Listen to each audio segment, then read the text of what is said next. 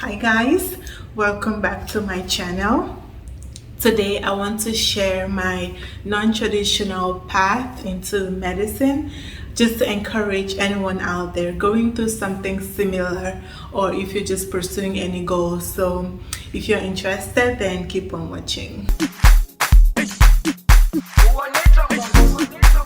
Alright, so like I've always said, the whole medical school, becoming a doctor has always been my dream, right? So started back home in Cameroon many years ago.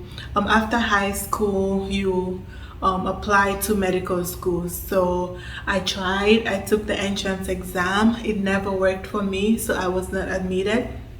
So I was so discouraged. I didn't want to try again. So I just went ahead and did another program. So I did biochemistry. But because I was so confident when applying into medical school, I didn't really think much about biochemistry. I didn't really think about the career plan for that program. I was just applying just for the sake of.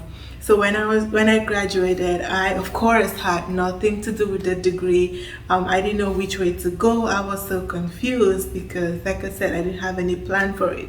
So yeah, I struggled finding a job. I even attempted getting a teaching job, which never worked for me. So thank God, a few years later, I had the opportunity of coming to the US, which I did.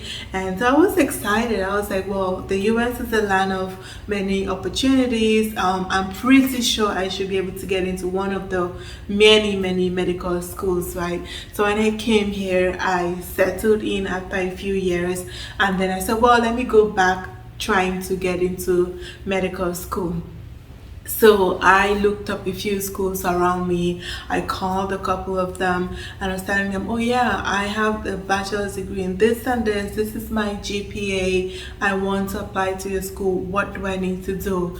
And those ladies were like, ma'am, no. No, never. No, never.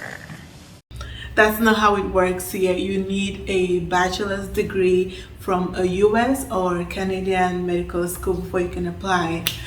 I was again very discouraged because I thought, well, it was going to be easier this time. You know, there are many schools to apply to, but that wasn't the case. So anyways, I had to go back to the drawing board. I was like, okay, so what can I do? What's similar to medicine and how fast can I get it done? So the next thing I could do was nursing. So I did nursing, got done, did really well. And after I graduated, I got a job, right? So when I was working, I said, okay, now I'm settled. Maybe I should start working again on this medical dream. So I went back, got my Kaplan books, and started studying for the MCAT. Took it the first time. I didn't do so well, but I was just like, well, let me just apply to see what's gonna happen. So I tried applying, and of course I didn't get any admission. I just got rejection. I was like, well, I didn't get admitted because I didn't get a good score. So I went back, studied again. I think that was after a year or two. So I studied again for the MCAT. This time I did better. I had a few points more than the first time, but still not where I wanted to be able to apply and get admitted into medical school. So I was so disappointed again. Like, I was feeling frustrated. I didn't expect it to be this hard, especially because I've had good GPAs all this while, and just this one test holding me back, like standing in the way of me getting across to the medical schools and getting admission. So I was so frustrated. Like, I prayed, I cried. So I kept on going about my day, just doing my regular nursing job.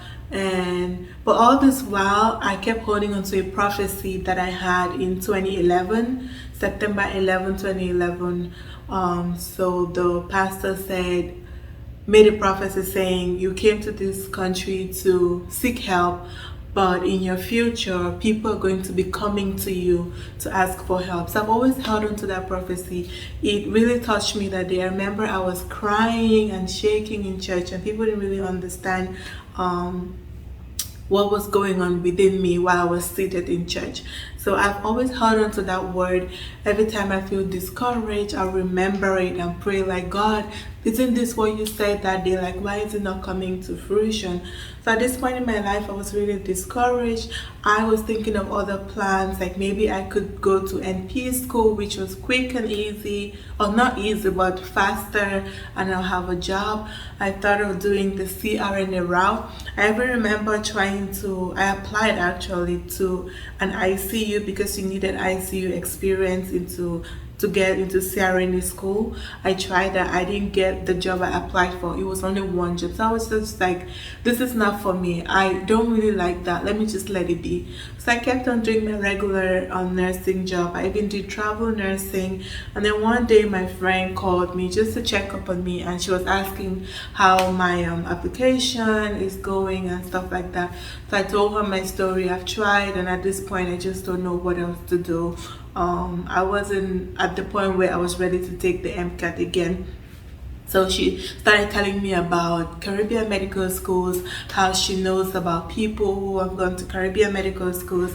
I'd heard about Caribbean medical schools, but I was skeptical because there's a stigma that you're not gonna get a job once you go to a Caribbean medical school. So I did a lot of research. I found like the top schools, and then I also noticed that a whole lot of medical doctors in the US.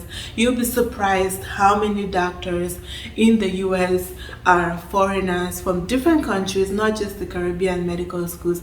People from my country, Cameroon, Nigeria, Senegal, get their degrees from back home, come here, take their step exams, and they get jobs. So why would I be an exception and not get a job?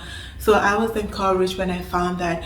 My friend also gave me a number to someone she knew in Ross and said I should just talk to the lady and hear what she say. What she would say. So I called this girl and we shared her stories. We had similar stories too. She struggled with the MCAT. She was a nursing professional too before she went to medical school. So she said, well, give it a shot. So the next day, well, I prayed about it, of course, and I spoke to my siblings who have always been encouraging. So they encouraged me like, what are you going to lose? Apply and let's see what's going to happen. So I prayed, I felt peace in myself, and I went ahead and sent them my documents and everything. So they called me back and they said they were very impressed with my package. Do I want to come in for an interview? So I was like, oh, thank God. That was like the first good news I was getting about medical school ever. Like, I've always been held back by the entrance exam or the MCAT, so this was really some good news. So I scheduled an interview, went in for the interview, and then shortly after that I was admitted. So I was so excited. I think 2 weeks before school started in the fall of 2018, I quit my nursing job, packed my bags, and off I went to medical school. So that's my story. That's how I finally got into medical school after so many years. And mind you, by that time I was in my late 20s, so that was a good option for me, because I guess after that I should have just given up because I was getting older too. So I'm thankful to God for giving me the opportunity to be able to achieve my dream. Thank you to my family and friends for all their support. And thanks to you guys for watching my videos. And just for anybody, even if you're not going into medicine, just anything in life, if you've been facing a lot of hurdles, setbacks, if you just believe in yourself that this is what you want to do, don't give up. Just keep pushing and it's eventually gonna happen. So thank you for watching. Don't forget to like, share, and subscribe. And until next time, bye.